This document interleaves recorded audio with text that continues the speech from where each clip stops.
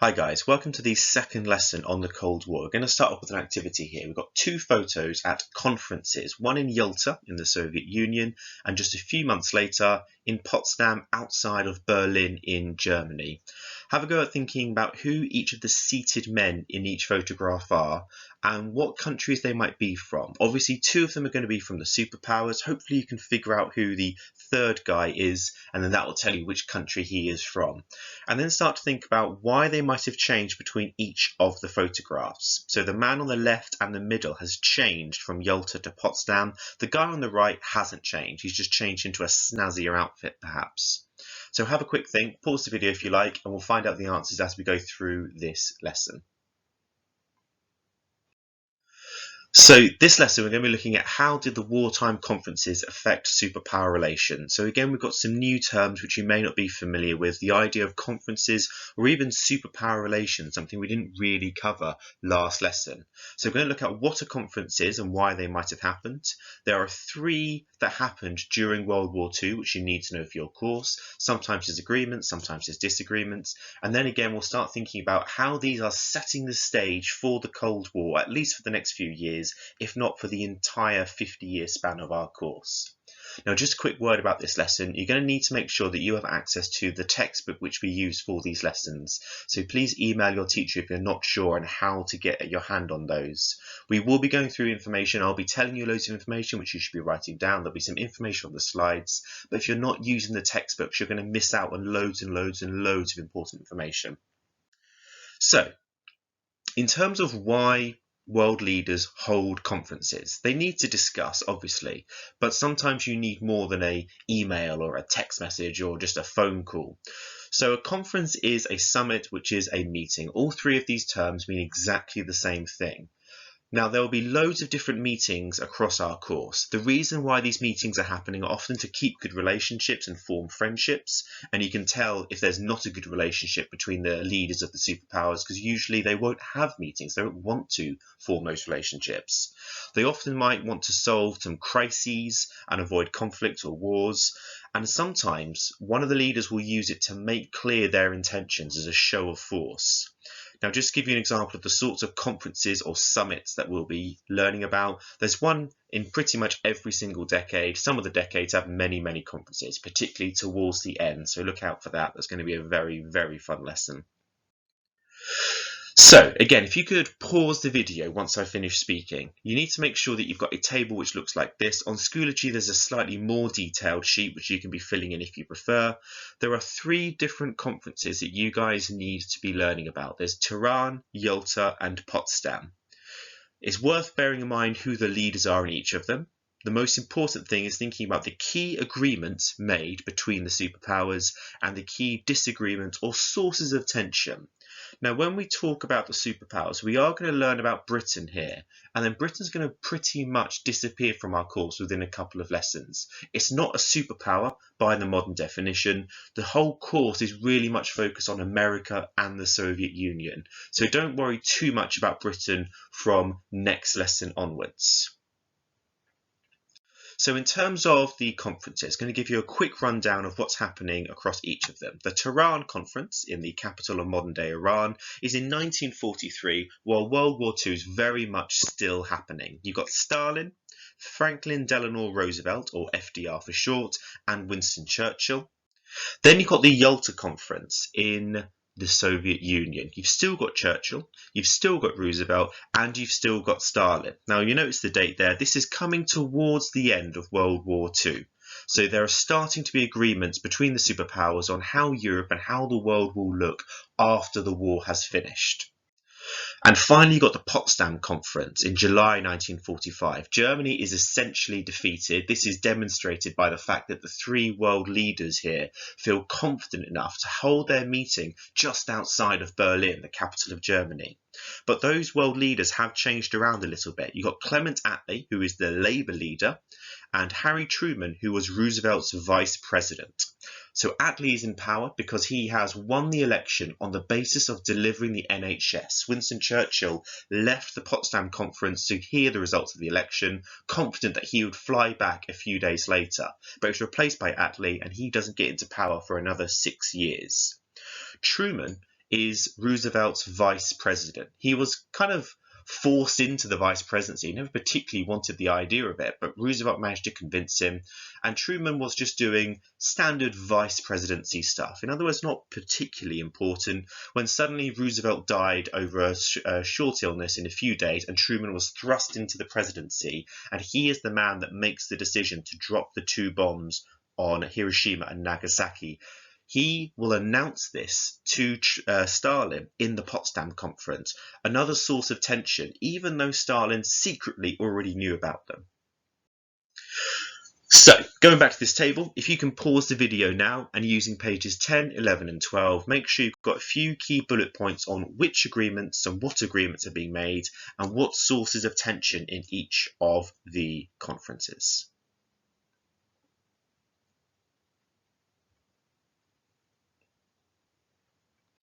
Okay, so on the slide here, we've got the really bare bones. So if you're going for a grade 4 or 5, this is going to be what you need. If you want to go for any more to really impress the examiner, make sure your notes are much more detailed so you can show off. And I've divided it even further. The red things are the bits which are absolutely crucial. You must never forget them. So looking at Tehran. One of the key agreements is that Britain and America agree to open up a second front in France. This leads to the D-Day invasions in the next year. Now, I've never really understood why they call it a second front, because there already is a second front. The first front would be the Eastern Front between the Soviet Union and Germany. The second front should be the Italian front, because Britain and America and its allies have already started invading Italy. In other words, attacking Germany from the south eventually. But in any case, this is called the Second Front, and it's really important for taking pressure off of the Soviet Union. Stalin had been furious that for basically 2 years, they had been fighting Germany, in Europe at least, single-handedly. Another agreement in Tehran is that some of Poland will be added to the USSR once the war has concluded. The idea here is that Germany had invaded the Soviet Union completely by surprise, and they'd taken vast amounts of land before the Soviet Union had been able to get its army correctly organised. So Stalin wanted Poland as a sort of buffer zone. It's a term you'll hear time and time again. The idea of an area to protect the important bits of the USSR by creating another bit of the USSR that was less important, because in Stalin's eyes it was just full of Polish people who weren't worth protecting. Now, in terms of the disagreements or sources of tension in Tehran, I've put this stuff in italics because, generally speaking, there aren't massive disagreements or aren't massive sources of tension.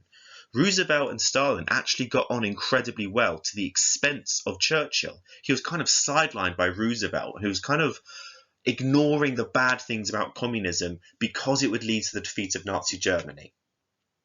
In terms of the Yalta Conference a few years later, this is again starting to think about what will happen to Europe once the war has finished. And here's where you get the first concrete idea to divide Germany and Berlin into 4 different parts. 4 different parts, one controlled by the Soviet Union, who would get very roughly half because they're doing so much of the fighting. And then the other half would very roughly be divided into 3. Third goes to America. Third goes to Britain, and a third goes to France. By this point, France has been liberated after D-Day, and they are back in the negotiating seat, pushing to control parts of Germany. They also convinced Stalin to commence attacks on Japan, or at least fully start attacks on Japan once Germany has been defeated. They were already fighting in the east of the Soviet Union, but Stalin would admit, or at least he would agree, to take the fight to Japan. Now, another crucial idea linked to the idea of a buffer zone is a sphere of influence. It's another key term which you'll hear time and time again. Stalin wants a sphere of influence over Eastern Europe, so he's already secured an agreement to take some of Poland, which will be taken into the USSR as a buffer zone. In other words, he will control that directly. But he also managed to convince Churchill and Roosevelt to support his influence over Eastern Europe. Now, we'll look at, especially next lesson, what sorts of influence that might be, but it could essentially be down to killing anyone who opposes his communist candidates. Now, Yalta is where you get loads and loads and loads of disagreements, and these will come back again in Potsdam, and they'll come back again and again and again. In particular, the USSR wanted harsh German reparations, reparations being a form of fines to repair or make good the damages from the war. You might remember the Treaty of Versailles after World War I, and Germany was incredibly punished with incredibly harsh reparations. America and Britain and France realised that if Germany was to be crushed with harsh reparations, they'd probably end up in the same situation that they were now. In other words, making Germany bitter, getting an extremist leader in, and maybe World War III happening again. But from the Soviet Union's perspective, from their point of view, they wanted to crush Germany forever so that Germany could never be a threat. It's why they want the buffer zone, it's why they want sphere of influence. There's another source of tension in that Stalin wanted Poland to be controlled by a government friendly to Russia. In other words, it's not just sphere of influence, it's a sphere of control. He wanted a concrete guarantee from the Western powers that he would be allowed to dominate Poland's government and therefore dominate his security from Germany. Going on to the Potsdam, the final wartime conference. An agreement is made that Poland will be moved further westwards. In other words, the USSR will take the eastern part of Poland, and Poland will take the eastern part of Germany. So essentially, Poland's area, the amount of area it controls, shouldn't change in theory, but where it controls does. It just gets shifted 100 miles to the west. Now, in terms of another key agreement for Potsdam, all of the German arrangements in Yalta are confirmed again. So it's confirmed that Germany will be divided into four, and Berlin, deep in the heart of the USSR part of Germany, will be divided into four, again with the Soviet Union controlling roughly half, and the other half to be roughly divided between Britain, France, and America. They also say that Germany will be demilitarized. In other words, it will have its army and its navy and its air force massively reduced, again so that it can't be a threat in a future possible war. They all confirm that Germany and Berlin will be democratic, which is something that Stalin doesn't personally agree with or approve of, and they all agree to make sure that Nazis are hunted down and tried for war crimes, which is obviously fair enough.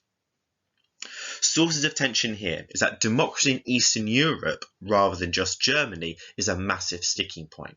So Stalin can agree very reluctantly to having Germany have democratic governments and democratic elections. But because he's already secured that guarantee of a sphere of influence in Eastern Europe, he's very much unwilling to allow democracy in Eastern European countries like Czechoslovakia or Hungary. The Red Army, or the Soviet Union's Communist Army, is increasingly expansive. By this point, it controls pretty much all of Eastern Europe because they had been the army to liberate or to free Eastern Europe from Nazi Germany. But they weren't leaving. And on top of that, Stalin was simply increasing the amount of people, the amount of supplies, the amount of equipment in his army. The final point is going to be incredibly crucial, at least for the next couple of years. America announces privately that it has nuclear weapons. As I said before, Stalin already knew about that because of Soviet spies in the American nuclear program, but he acted surprised, and the fact that America wasn't telling one of its key allies, the Soviet Union, that it was developing the nuclear bomb, clearly shows that America didn't trust the Soviet Union. Now, in 1949, just 4 years later, the Soviet Union will develop its own nuclear bomb, and at that point, the idea of mutually assured destruction, or MAD, will kick in. We'll talk about that more in a later lesson. But if you think about a nuclear weapon against the largest army, the Red Army in the world, there is still no contest there. With a few presses of a button, Truman or the American president could wipe out vast amounts of the Soviet Union's army. So between 1945 and 1949, there is a clear imbalance between the powers of the Soviet Union and America. That's why the Soviet Union are so keen to get a nuclear weapon. So, if you can look over your notes, what I want you guys to be doing is answering at least 2 of these questions. So first of all, think back to your lesson now and think back to your lesson last time. Were disagreements between the superpowers mainly over ideological differences? So think about the conflicts between communism and capitalism and communism and democracy. Or was it more due to practical reasons? So, for example, where Poland should be, or how much of Germany should be controlled by each power, or whether or not both sides have nuclear weapons. And then start thinking about to what extent were disagreements due to the differing experience of the countries in World War II. Remember the sorts of statistics we gave last lesson? 9 out of 10 Germans that were killed in World War II were killed by the Soviet Union. The Soviet Union loses millions of civilians, millions of soldiers, has most of its country, or at least most of its economy, completely wiped out, has to be built up from the ground up. Whereas America comes out in some ways better than it had started World War II. Is that one of the reasons, or is that one of the key reasons why they were disagreeing so much in these conferences? And finally, we've got this stretch and challenge. It's a quote I mentioned last time, which gives you an idea of what Winston Churchill's thought process was when he was allying with communist Russia in World War II. If Hitler invaded hell, I would make at least a favourable reference to the devil in the House of Commons. Now think about all of the big personalities in these conferences, particularly Stalin and Churchill. And when we go out through later lessons, you'll find out about Truman's personality and his Truman Doctrine. So think about, let's say these people had approached the conferences completely impartially. They're trying to solve these problems in as amicable or as friendly a way as possible. Would these sorts of disagreements still have happened? Or is it much more due to the fact that these personalities, greedy or selfish or paranoid or whatever you want to say? So that is the lesson. Can you make sure that your notes on the wartime conferences are incredibly clear? It's something you're going to come back to time and time again, because like I said, these set the stage for the first few years of the Cold War, and some of the disagreements here will become disagreements which lead to almost World War III. So that's all we've got today. So I'll see you guys next lesson.